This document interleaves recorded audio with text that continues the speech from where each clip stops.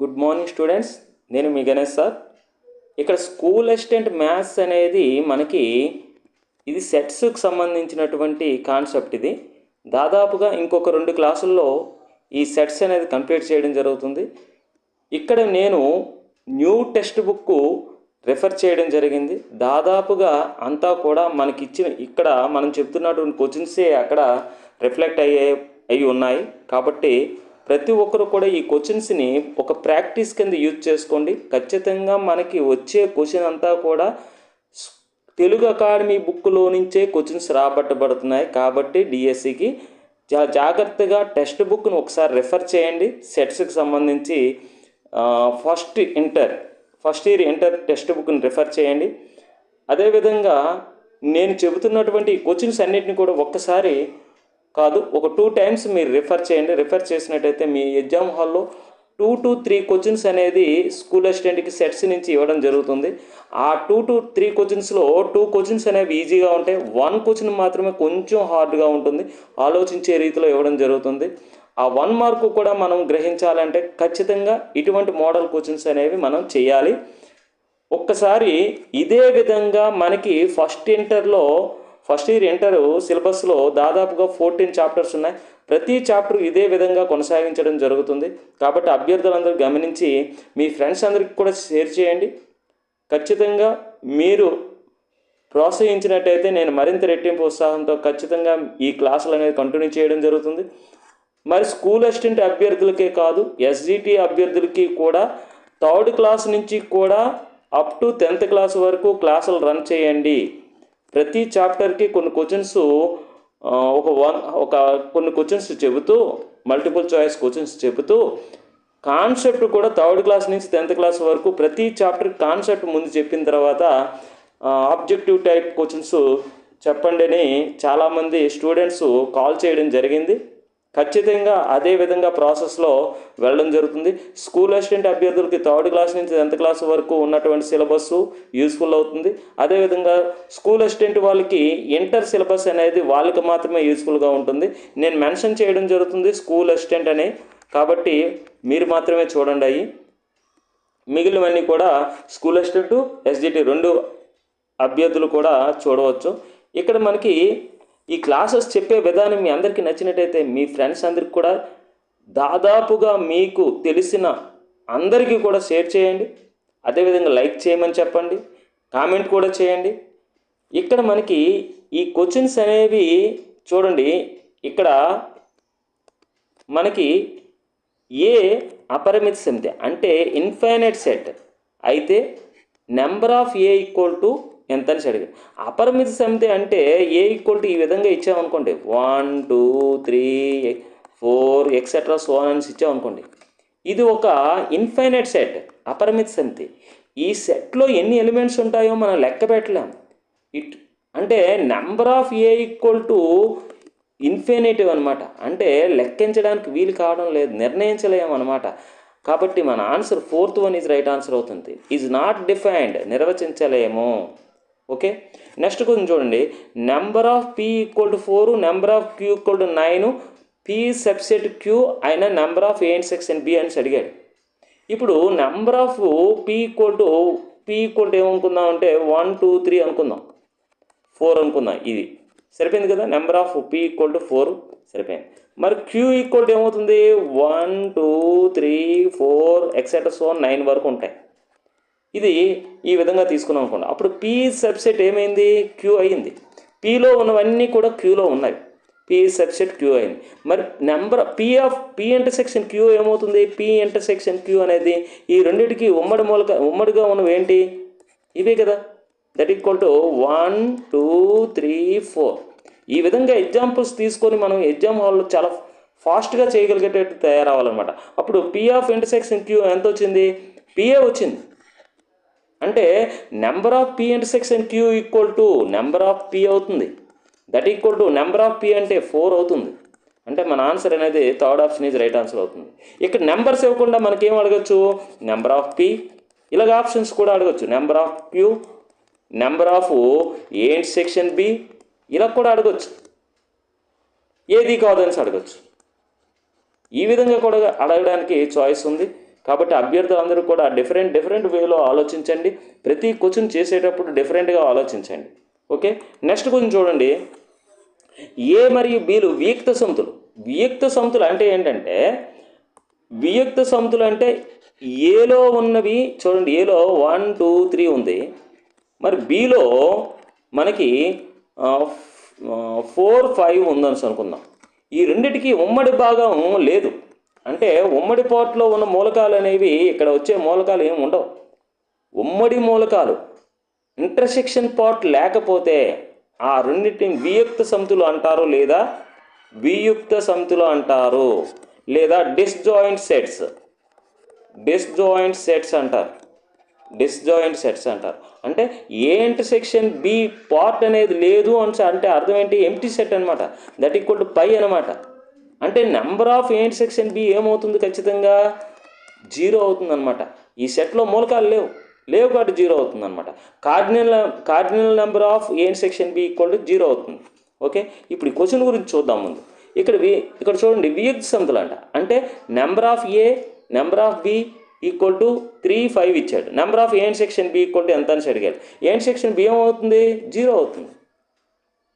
Okay, ఇక్కడ చూడండి, number of A equal to 3, number of B equal to 6 అయినా ఏబీలు వియుక్త సమితులు అయితే number of A union B equal to ఎంత అని అడిగాడు. అసలు నెంబర్ ఆఫ్ ఏ యూనియన్ బికి ఫార్ములా ఏంటో తెలుసా? Number of A plus number of B minus number of A intersection B, ఇది ఫార్ములా. కానీ ఇక్కడ ఏబీలు వియుక్త సమితులు అంటే డిస్జాయింట్ సెట్స్ అని ఇచ్చాడు. అప్పుడు ఏమవుతుంది? ఇది ఉండదు అనమాట. ఇది 0 అయిపోతుంది. అంటే that equal to number of A plus number of B అవుతుంది అనమాట. అంటే number of A union B equal to number of A plus number of B ఎప్పుడు అవుతుంది? ఏబీలు రెండు కూడా వియుక్త సమితులు అయినప్పుడు, అంటే ఏబీలు రెండు కూడా డిస్జాయింట్ సెట్స్ అయినప్పుడు. అప్పుడు number of A plus number of B అంటే నెంబర్ ఆఫ్ ఏ ఎంత ఇచ్చాడు? 3 ఇచ్చాడు. నెంబర్ ఆఫ్ బి ఎంత ఇచ్చాడు? 6 ఇచ్చాడు. 3 + 6 ఈక్వల్ ఎంత అయింది? 9 అయింది. అంటే మన ఆన్సర్ ఏమైంది? థర్డ్ వన్ అయింది. ఇటువంటి క్వశ్చన్లు ఎక్కువగా డిఎస్సిలో గతంలో ఇవ్వడం జరిగిందనమాట. ఓకే, నెక్స్ట్ క్వశ్చన్ చూడండి. ఏ సబ్సెట్ బి, బి సబ్సెట్ ఏ అని అన్నాడు.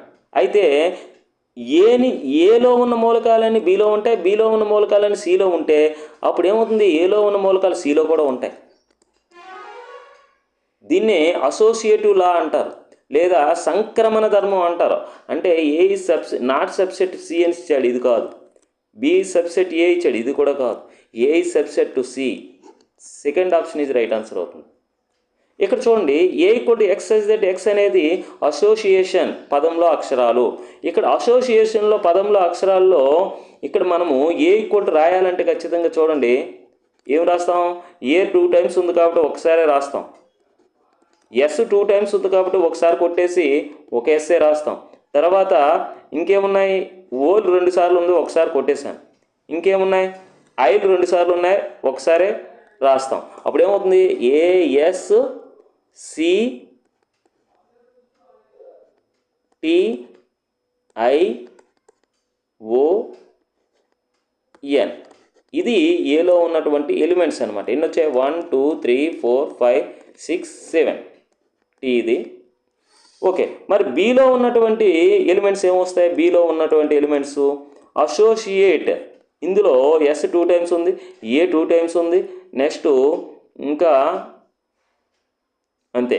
ఇక్కడ ఏ ఒకటి వస్తుంది, ఎస్ ఒకటి వస్తుంది, సి ఒకటి వస్తుంది, ఓ ఒకటి వస్తుంది, ఐ వస్తుంది, టీ వస్తుంది, ఈ వస్తుంది. ఓకేనా?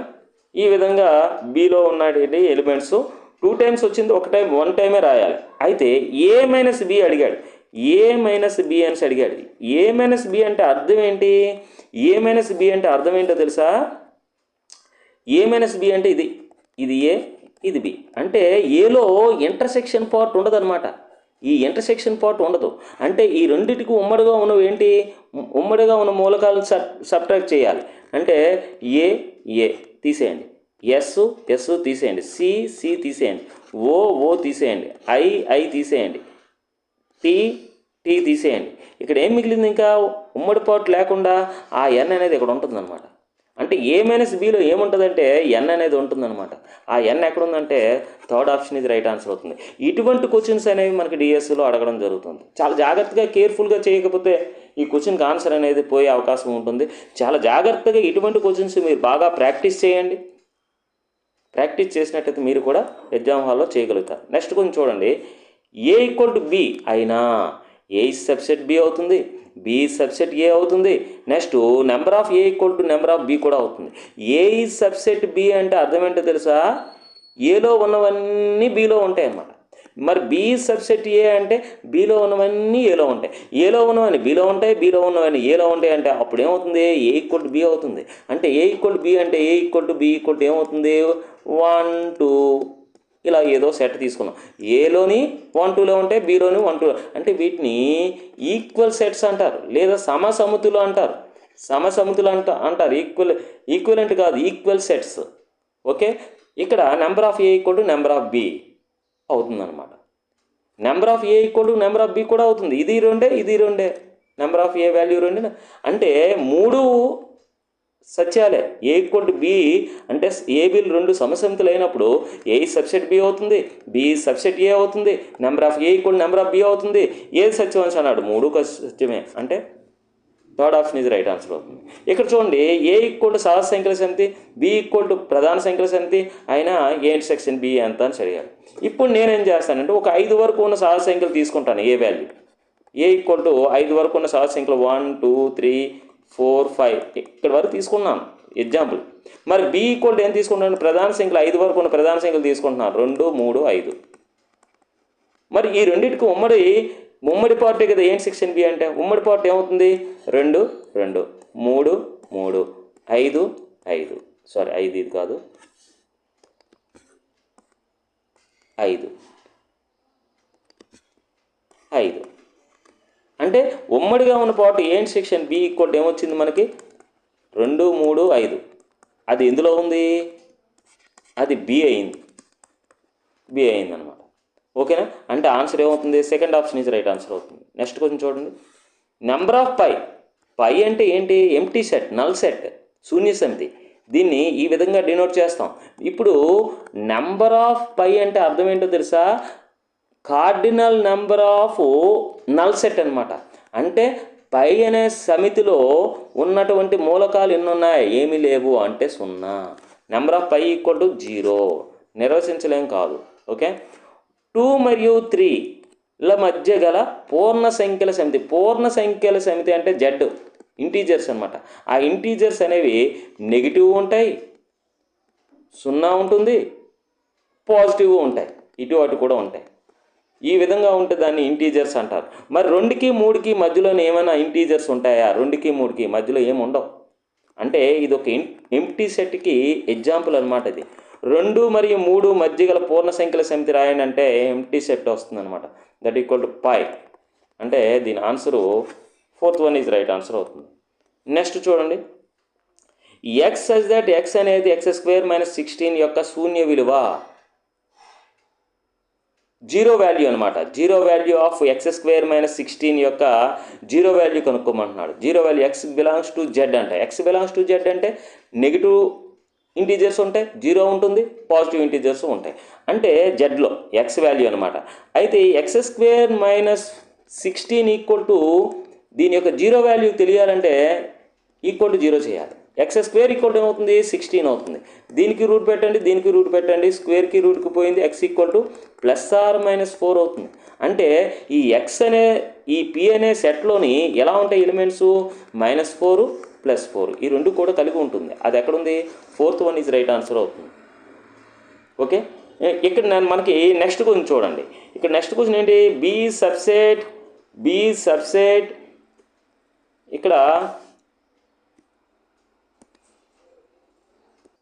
ఇక్కడ మనకి బి సబ్సెట్ ఏ అయితే ఏ యూనియన్ బి ఎంత అని అడిగాడు. అసలు బి సబ్సెట్ ఏ అంటే ఈ రెండిట్లో బిలో ఉన్నవన్నీ ఏలో ఉంటవి. అంటే మనం బి అనేది చిన్నది తీసుకోవాలి. బి అనేది ఏబి తీసుకుంటాను, ఏ అనేది ఏబిసి తీసుకుంటున్నాను, ఏబిసి ఎలిమెంట్స్ తీసుకుంటున్నాను. అప్పుడు ఏమవుతుంది? బిలో ఉన్నవన్నీ ఏలో ఉన్నవి. అప్పుడు బి సబ్సెట్ ఏ అయింది. ఓకే, ఈ కండిషన్ సాటిస్ఫై అయింది, అక్కడ నేను తీసుకుంది. అప్పుడు ఏ యూనియన్ బి ఈక్వల్ టు అని అడిగాడు. ఏ యూనియన్ బి కట్టినట్టయితే తెలుసుకున్నట్టయితే అన్ని కలిపి రాసేయడమే ఏబిసి. అప్పుడు ఏమొచ్చింది? ఏనే వచ్చింది. అంటే మన ఆన్సర్ ఏమవుతుంది? ఏ యూనియన్ బి ఈక్వల్ టు ఏ అవుతుంది. ఎక్కడుంది? First one is right answer అవుతుంది. ఇక్కడ చూడండి, ఏ యూనియన్ బి ఈక్వల్ టు 2, 3, 5, 8, 13, 21, 34 ఏబీలు వియోగ్ సమితులు. మరి ఏ ఈక్వల్ టు 3, 13, 21, 34 అయిన బి వాల్యూ ఎంత అని అడిగాడు. ఇక్కడ మనం ఏం చేయాలంటే, ఒక వెన్ చిత్రాన్ని గీసుకోవాలి. గీసుకున్న తర్వాత ఏబీలు వియక్త సమితులు అన్నాడు కాబట్టి, అయితే ఏలో ఉన్న మూలకాలన్నీ ఏబీలకి రెండింటికి ఉమ్మడి ఇంటర్సెక్షన్ పార్ట్ ఉండదన్నమాట. అంటే ఏలో ఉన్న మూలకాలు ఏమిచ్చాడు? 3, 13, 21, 34 ఇచ్చాడు. ఆ 3, 13, 21, 34 కట్ చేస్తే ఇంకేం మిగిలాయి? 2, 5, 8. ఆ 2, 5, 8 ఇక్కడ ఉంటాయి అన్నమాట, ఈ బిలో ఉంటాయి. అంటే 2, 5, 8 option, second option is right answer అవుతుంది. B equal to. Next question చూడండి. నెక్స్ట్ క్వశ్చన్, ఏబీలు వియక్త సమితులు అయితే A intersection B equal to phi. ఏబీలు వియక్త సమితులు అనుకోండి, అప్పుడు ఖచ్చితంగా ఇంటర్సెక్షన్ పార్ట్ ఉండదు. ఇంటర్సెక్షన్ పార్ట్లో ఏమీ ఉండవు. అంటే A intersection B equal to, ఇది ఏ అనుకుంటే ఇది బి అనుకుంటే, ఏబీలు వియక్త సమితులు అయితే ఇక్కడ కొన్ని ఎలిమెంట్స్ ఇక్కడ కొన్ని ఎలిమెంట్స్ ఉంటాయి, కానీ ఇక్కడ కొన్ని ఎలిమెంట్స్ ఇక్కడ కొన్ని ఎలిమెంట్స్ ఉంటాయి, కానీ ఏ ఇంటర్సెక్షన్ బి పార్ట్లో ఎటువంటి ఎలిమెంట్స్ ఉండవు కాబట్టి దట్ ఈక్వల్ టు పై. ఇక్కడ చూడండి, ఏ ఇంటర్సెక్షన్ పై అని అన్నాడు. ఏ అనేది మనం ఏం చేస్తామంటే 1, 2 అని తీసుకున్నాం. పై ఈక్వల్ టు మనకు తెలుసు ఇలా ఉంటుంది. మరి A intersection phi equal to ఏమవుతుంది? మరి ఈ రెండు సెట్లకు ఉన్నటువంటి ఉమ్మడి పార్ట్ కామన్ ఎలిమెంట్స్ ఏమైనా ఉన్నాయా? లేవు కాబట్టి దట్ ఈక్వల్ టు ఏమవుతుంది? ఎంటీ సెట్ అవుతుంది. అంటే పై అవుతుంది. అంటే మన ఆన్సర్ పై ఇంటర్సెక్షన్ ఏ అన్నా, ఏ ఇంటర్సెక్షన్ పై అన్నా పై అవుతుంది. మరి అదేవిధంగా ఈ 31th క్వశ్చన్ చూసినట్టయితే మనకి ఇక్కడ A intersection mu equal to mu intersection ఏ అవుతుంది. మరి దేనికి ఈక్వల్ అవుతుంది? ఇప్పుడు ఒకసారి మనం గమనించినట్టయితే ఇదంతా ఒక వెన్ చిత్రంలో ఇది ఒక మ్యూ అనుకుందాం. ఈ మ్యూ లోపల ఏ అనేది ఉంది, ఇది ఏ. మరి ఈ మ్యూ అంటే మ్యూలోని ఏ ఉంది. మ్యూకి ఏకి ఇంటర్సెక్షన్ పార్ట్ ఏమవుతుంది? మ్యూకి ఏకి ఇంటర్సెక్షన్ పార్ట్ ఖచ్చితంగా ఏనే అవుతుంది, ఈ పార్టే అవుతుంది. ఇప్పుడు ఉదాహరణకి మ్యూ ఈక్వల్ టు నేనేమంటానంటే 1, 2, 3, 4 అని తీసుకున్నాను.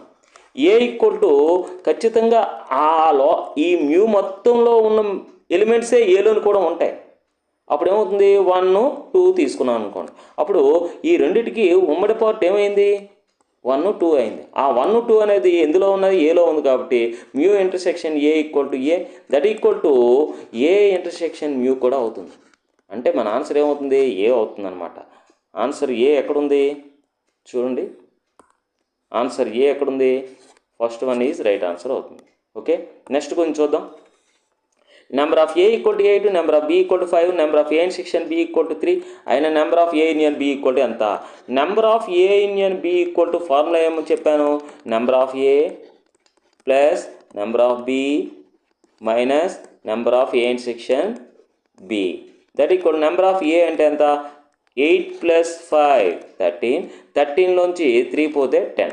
అంటే option fourth one is right answer. ఇక్కడ ఏబీలు వియక్త సమితులు అనేసి ఇచ్చాడు. ఏబీలు వియక్త సమితులు అనేసి ఇచ్చినప్పుడు number of A union B equal to ఏమవుతుంది? ఖచ్చితంగా ఈ పార్ట్ ఉండదు అనమాట. ఉండదు అనేసి అంటే అప్పుడు ఏం చేయాలి? ఈ రెండే రాసుకోవాలి. Number of A plus number of B that equal to number of A ఎంత? 5 + 2 దట్ ఈక్వల్ టు 7 ఆన్సర్ అవుతుంది. ఓకే, ఇంకొక 2 క్లాసుల్లో ఈ సెట్స్కి సంబంధించి మరిన్ని ప్రశ్నలు చెప్పడం జరుగుతుంది. ఈ క్లాసెస్ చెప్పే విధానం మీ వరకు కాదు, చేరవేయండి. దాదాపుగా చాలామందికి చేరవేస్తే నేను మంచి క్వశ్చన్స్తో మీకు ఖచ్చితంగా మీ లక్ష్యం చేరే దిశలో మనం ప్రయాణిద్దాం. ఓకే, నెక్స్ట్ క్లాస్లో కలుసుకుందాం.